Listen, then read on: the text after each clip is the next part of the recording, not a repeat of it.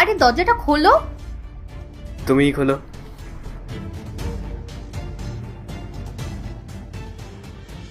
মা, বাবা, নমস্কার। আরে ঠিক আছে ঠিক আছে, কেমন আছো তুমি? হ্যাঁ, ভালো আছি। আসো না, ভেতরে আসো। চলো। কিরে, তোর অবস্থা এরকম কেন? অবস্থা এদের এখন কি করে বোঝাই যে আমার অবস্থা আরো খারাপ হতে চলেছে। এই কাজবাজের চক্করে। ভালো আছো? আসো বসো। মা, বাবা, তোমরা বসো, আমি জল আনছি। হ্যাঁ। রাহুল,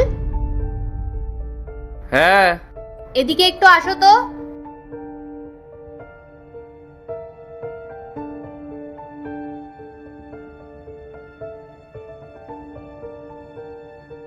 মিথ্যে কেন বলেছো তুমি? আসলে আমি সকাল সকাল তোমাকে বলতে ভয় পাচ্ছিলাম। ভয় কেন লাগছিল? ভূত নাকি আমি যে তোমাকে খেয়ে ফেলতাম?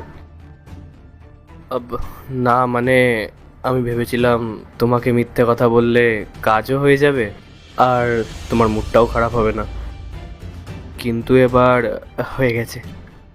মুড কেন খারাপ হবে? ওনারা কি আমার বাবা মা না? হ্যাঁ। তাহলে?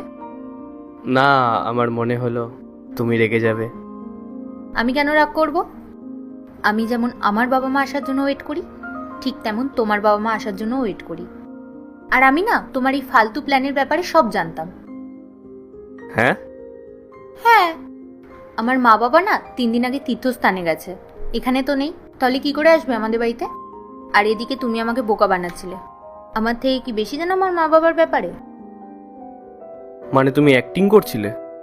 হ্যাঁ, তা নয় তো কি। আমাদের বাড়িতে কে খায় বিরিয়ানি? আমরা ভেজিটেরিয়ান। যখন চিকেন আনতে বললাম তাও বোঝোনি? ও হ্যাঁ, আমি তো ভুলেই গেছিলাম। হ্যাঁ, তাই তো, তোমার আর কি করে মনে থাকবে। যাও তুমি, আমি মা বাবাকে জল দিয়ে আসি। ওয়ে,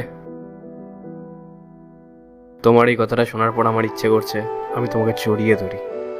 চুপ করো, বাইরে বাবা মা বসে আছে।